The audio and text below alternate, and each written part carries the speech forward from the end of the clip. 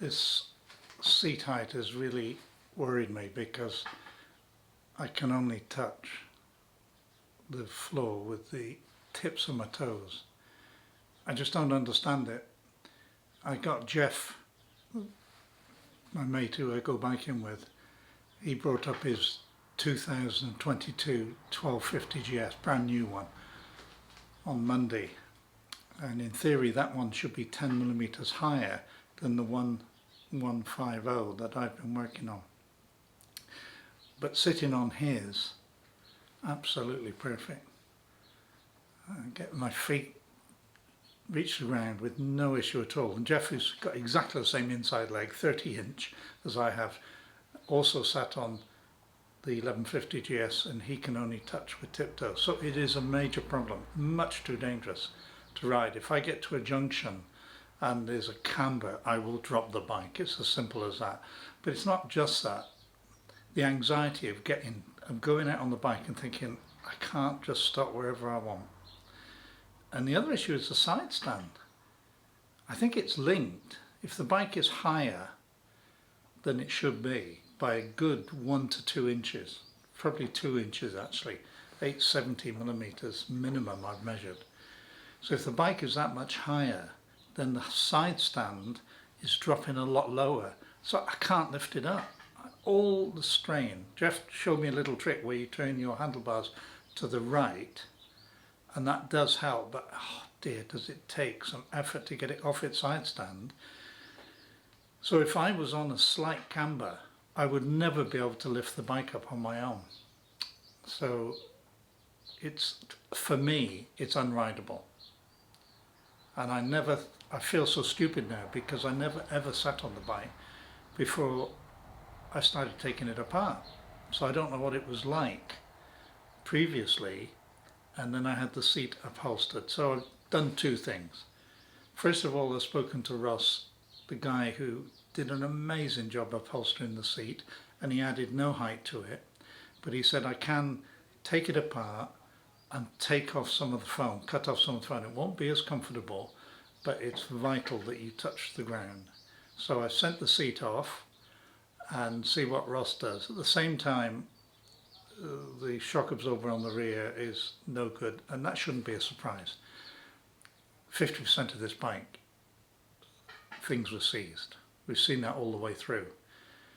I've gone back to Brook Suspension in Bradford, who have always looked after me really well, and they do a brand new, of course, YSS rear shock. So today I'm going to remove and replace the shock absorber. It causes a lot of concern with people that when you're thinking taking off springs. It's actually not that hard. I think you could do it without removing anything from the bike. I'm sure Charlie Borman did that on Long Way Round. He had to change the rear shock a number of times, if you remember, and I don't want to go back to watch it all to see what he did, but he could do it in 10-15 minutes, and I can't remember him even taking the wheel off, but I've taken the wheel off. So all you do is undo the 2 bolts on your disc caliper on the rear, and then the disc lifts off, and take your wheel off. So I've already done that because you've seen that a million times. With your seat off, you need to remove at least one of these seat lowering brackets because you can't get this bolt to go through. So they're ever so easy to take off. So we'll take those off, and then you've got 2 bolts, one to take off here and that one there, which is an Allen bolt. And it is that easy if they'll come out.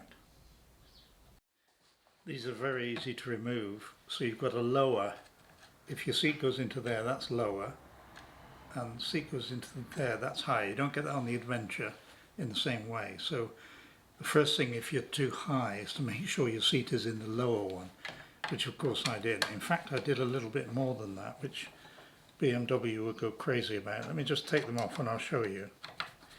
In this case, I'll just take them both off because it's only 2 bolts.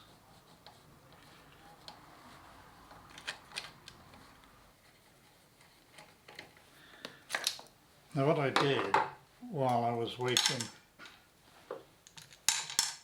to think what to do, I put these in the, I know you won't be able to do this, I appreciate it, but I put these in the milling machine together, levelled them all off, and I milled off 4mm of the base.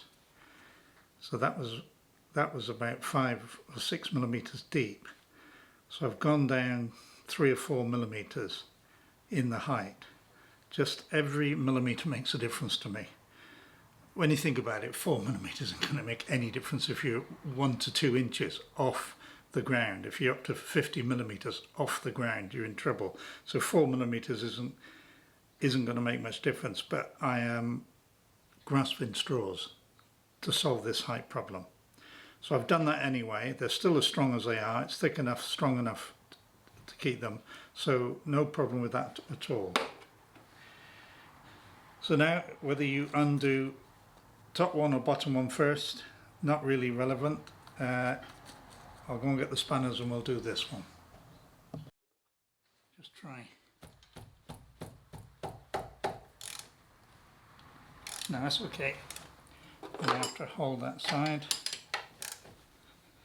because these are tightened up to, I don't know what it is yet, I think it's something like 50 something Newton meters. So let me just take the bolt off.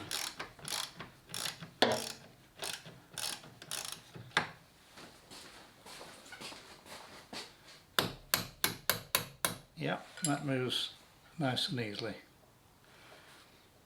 So I think I'll let it hang there and I'll take the bottom one off, which will not be as easy, I don't think. For this bottom bolt you need an 8mm Allen head socket. I did spray some plus gas on it last night knowing that this was to come.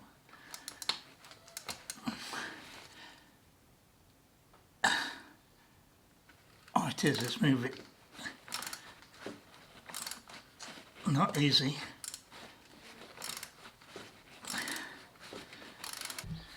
I was wrong. I have taken the silencer off. I didn't see this problem, but you can't get the spanner in because it rams against the exhaust. Now it does it against the Y-piece anyway. Whatever you call these sockets that will go in at an angle, and in that way I have been able to unscrew it. It'd be very difficult without that. What you would have to, without this, what you would have to do is take the Y-piece off, which is quite a big job in its own way. So I don't want to do that. So with that knuckle joint, that movable, flexible joint, I've been able to get it out until I can now get a Allen bolt and it just comes out easily there. What I want to do now is take off this adjuster that doesn't work at all, and then I can take both bolts out. And there it is. The bottom bolt can now come out.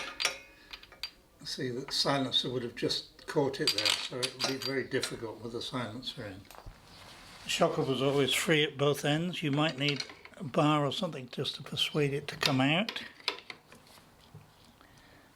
It's okay doing it in my garage. Imagine in the Outer Mongolia steppes or something, like Charlie and Ewan had to do it.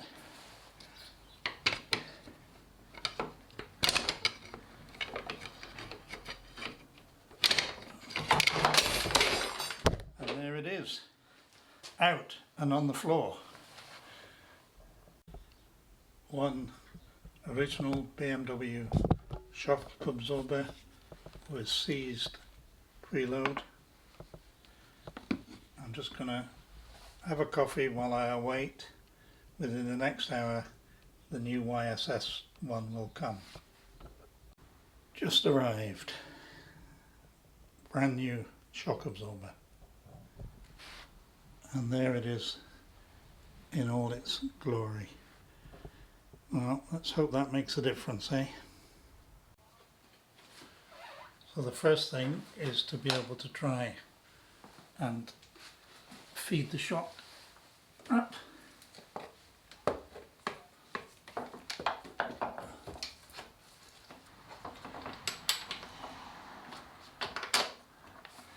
So it hangs on that bolt. Grease both sides as the instructions say of this bearing first. So I just put that bolt on and it supports itself. Well, that part was easy. Now let me go down to the bottom.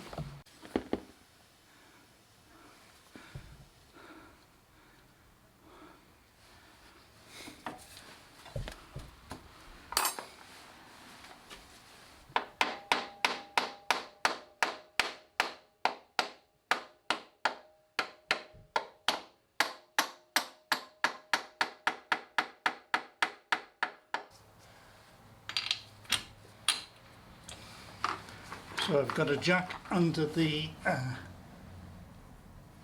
final drive, so I can just take it up as need be. Maybe just tap it in a little bit. I don't want to miss it.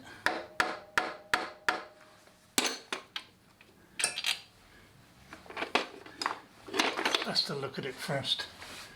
Oh, I can see I need to go up quite a bit.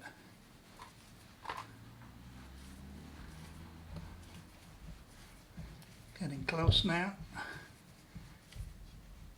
That's about it. But I doubt it.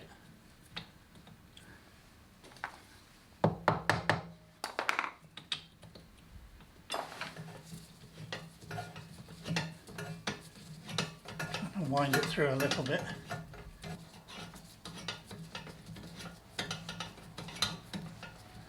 Yeah, I think that's gone in beautifully.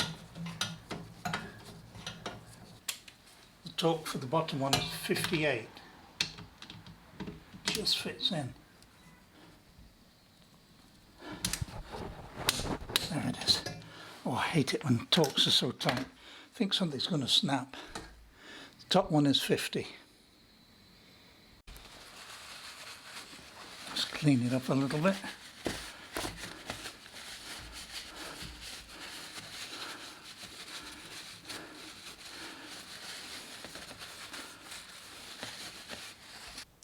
If you ever made a big mistake and realise that what you've bought and installed is wrong, well, I've certainly done it this time.